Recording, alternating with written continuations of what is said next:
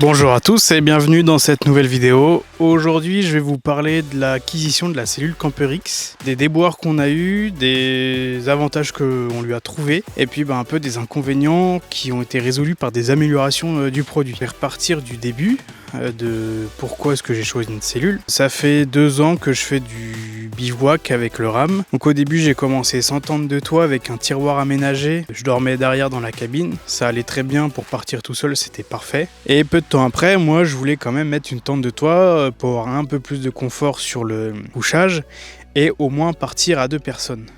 Donc ça a fonctionné pendant 2 petites années. Et l'année dernière, quand je suis revenu de Lituanie, je me suis un peu penché sur les cellules parce que jusque là, on partait en bivouac selon la météo. On annulait des week-ends aussi parce que la météo était pas forcément clémente sur une seule des 2 journées et pas le week-end entier. Ou alors on partait un jour, on faisait une première nuit et le lendemain on rentrait, mais on n'avait pas envie d'être sous la pluie. Et du coup, en revenant de Lituanie, je me suis penché sur le sujet. Mon collègue avec le RAM Bordeaux, lui, voulait également une cellule. On a regardé un peu ce qui se faisait sur le marché et quand on a regardé ce qui se faisait, on s'est dit qu'on n'avait pas vraiment le choix. Donc notre choix, lui, s'est porté sur la CamperX. On en a regardé d'autres. On était bloqué au niveau des Rambox. On voulait quand même conserver ce rangement. Et la CamperX, c'était le seul modèle qui proposait des biseaux au niveau des coins en bas qui permettaient d'ouvrir les Rambox puisqu'on en avait vu sur les réseaux. Donc jusque là, tout allait bien. Moi, je vais voir les plans sur internet, les dimensions. Et il a annoncé que la cellule, elle fait 1 mètre de large à la base. Comme on a les Rambox, la benne elle est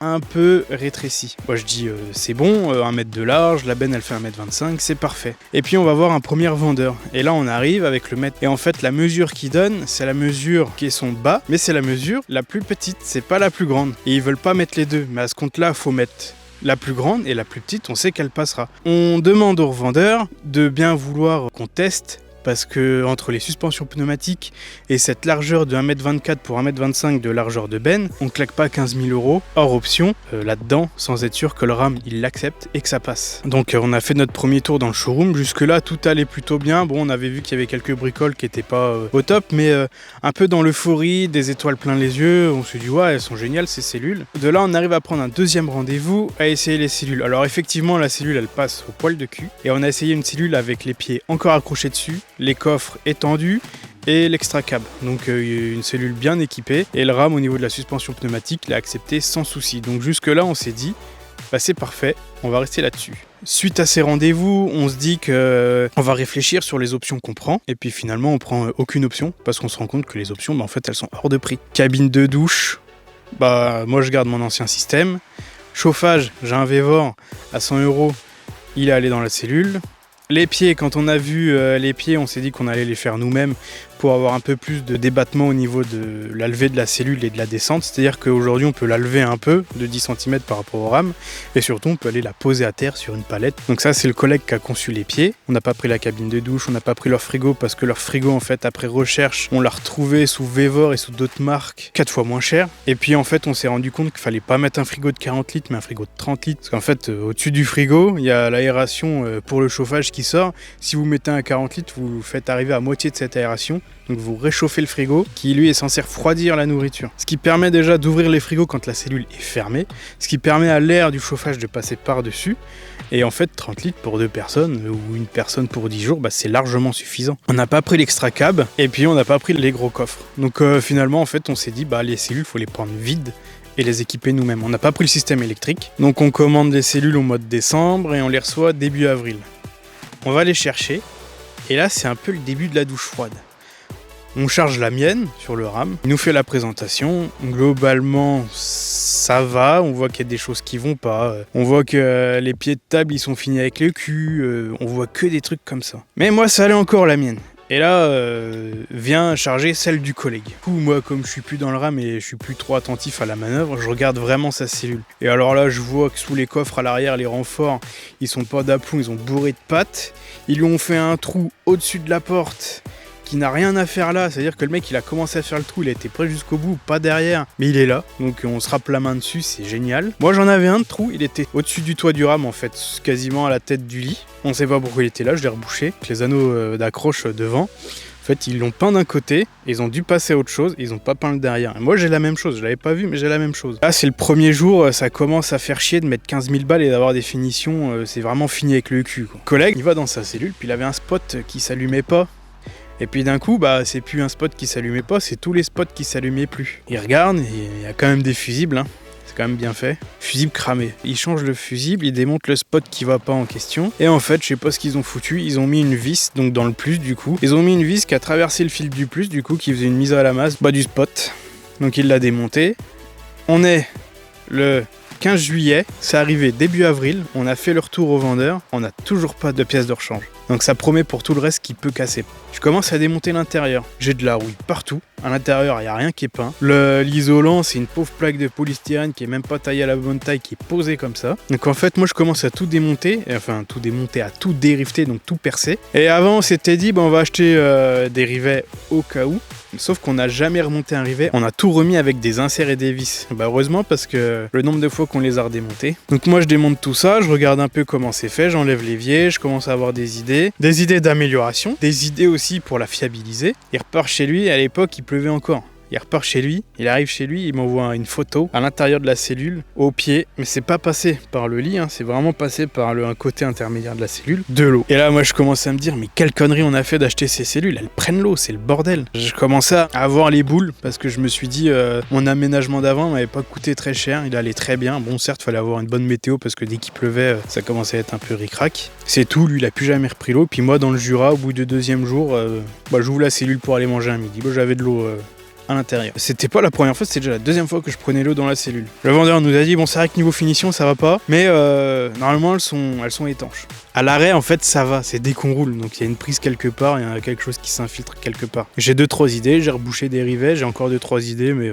je sais vraiment pas d'où. Je coupe un peu des câbles à l'intérieur, je désosse un peu tout ça, je remets tout ça un peu propre parce que l'électricité, c'est pareil. En section de câbles, c'est largement ce qu'il faut. Par contre, c'est un peu passé n'importe comment. La première semaine, j'ai descendu le toit parce qu'en fait, j'avais vu des photos où il n'y avait pas d'isolation. Nous, on avait de l'isolation, c'était pas le cas sur celle que j'avais vue. Par contre, les câbles électriques qui passent dans les poutres sans gaine et qui frottent dessus, ça on l'a eu. Donc j'ai repassé des petits bouts de gaine un peu partout. J'ai redescendu le toit, tout aspiré. J'ai sauté tous les rivets, j'ai remis que des inserts comme ça. S'il faut que je redescende le toit, j'ai juste à dévisser. J'ai fait ça et puis une fois que j'ai fait ça, en gros j'ai fait à peu près les gros travaux, remettre une sangle pour la batterie. Donc on a remis une EcoFlow d'1 kW avec un panneau solaire de 450 watts. Il est collé sur le toit, donc une fois que ça a été fait, c'était nickel. On a juste coupé les câbles à l'intérieur pour faire des raccords parce qu'en fait, ce qui est pas mal quand même, c'est que tout est pré-câblé. On a juste à se mettre dedans et à mettre ce qu'on veut comme prise. J'ai ma prise solaire qui est arrivée, pareil, ils mettent 2 câbles, après vous mettez ce que vous voulez comme prise. Donc on a remis de l'XT60 standard comme pour toutes les EcoFlow. Le bidon d'eau, il a fallu le laver parce qu'il était un peu sale, mais ça à la limite c'est pas trop grave, c'était un peu rouillé. De la limaille encore partout dans ce compartiment-là. J'ai fait 2-3 bricolages, j'ai remis la pompe sur Silent Block pour qu'elle soit plus silencieuse. Et puis par contre, la grosse modification qui a été faite, c'est là où je me suis dit ça va tout changer. Quand j'ai monté sur le premier coffre la première fois, c'est qu'on a fait des rehausses au niveau des fesses et des pieds, parce que dans l'idée, leur Rebel X, donc le modèle haut de gamme, en fait ils ont des coffres sous assise et sous les pieds. Les coffres ont tout changé parce qu'ils facilitent tout. On mange avec une vue extérieure, on peut s'accouder et être plutôt bien dans la cellule, que ce soit sur le lit ou sur derrière les renforts qu'il y a au niveau des rangements, on est vraiment pas mal. Ça nous rehausse, donc on est plus à l'aise d'aller chercher des trucs dans le frigo. C'est plus facile d'aller s'asseoir parce que j'ai rehaussé la table aussi, donc on passe un peu mieux sur les côtés. Pour grimper dans le lit, en fait ça évite, ça remet une marche, ça fait comme un escalier, c'est beaucoup plus simple. Par contre, il y avait des coussins de 10 cm, comme les matelas de couchage, des coussins de 10 cm, on les a enlevés, on est mieux assis sur du dur ou du capitonnage que d'être assis sur ces coussins-là. Parce que quand on est monté dedans la première fois, en fait, on était sur la pointe des pieds en étant assis avec une table de 40 cm de large. La table, moi, je l'ai dépliée une fois pour la dévisser, je l'ai dégagée, je l'ai remplacée. Une fois que ces coffres-là ont été faits et qu'on est remonté dedans, en fait, on s'est rendu compte que ça avait tout changé dans la cellule. On voyait dehors, on était bien, on avait une grande table. Donc voilà pour la présentation globale de la cellule. Maintenant, je vais vous prendre, puis on va aller voir un peu plus en détail comment ça se passe derrière.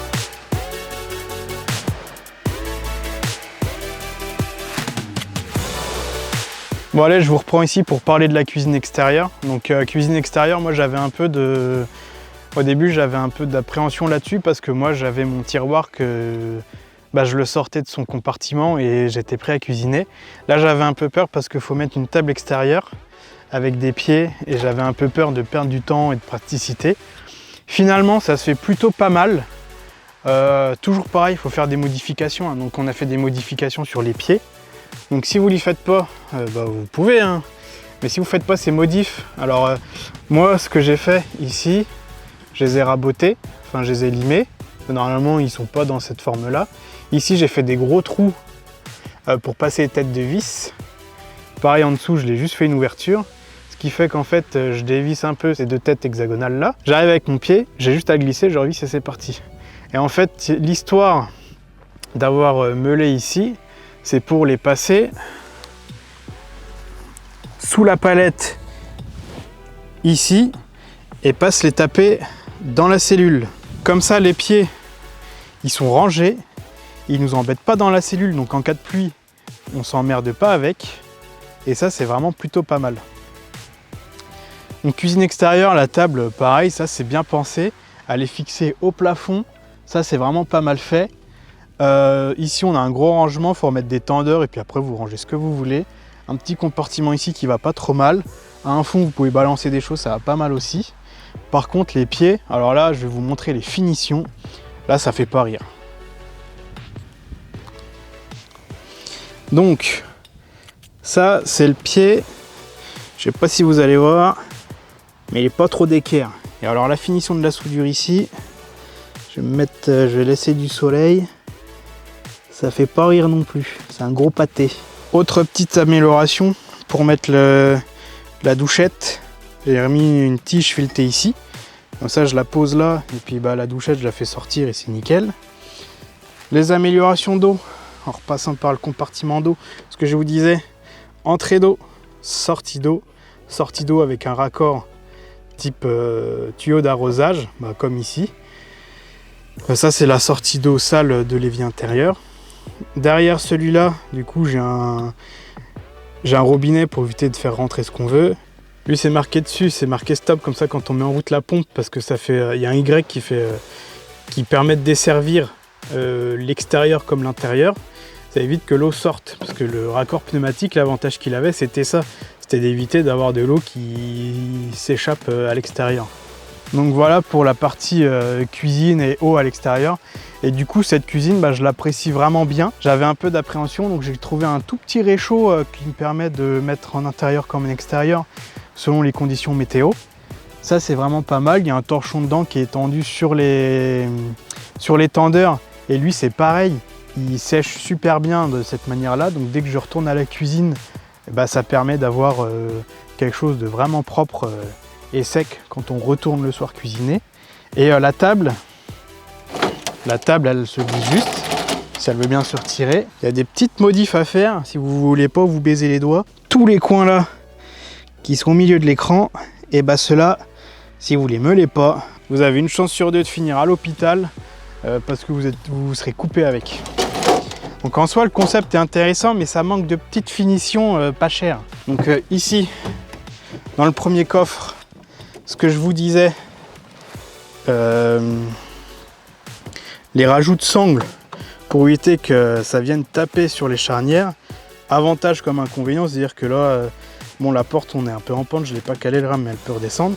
Mais au moins les charnières, s'il y a un coup de vent, c'est pas elles qui prennent. Donc ici j'ai un premier coffre avec de l'outillage et le tuyau extérieur, de la douchette avec un seau. Sur l'autre coffre, du coup, j'ai installé mon chauffage. Donc là, aujourd'hui, j'ai retiré le réservoir pour pas me le trimballer. Normalement, il vient ici, avec un silencieux. Ça reste en place comme ça. C'est pas encore super bien fini, mais disons que c'est fonctionnel. Ici, on est sur la jonction de la toile de tente.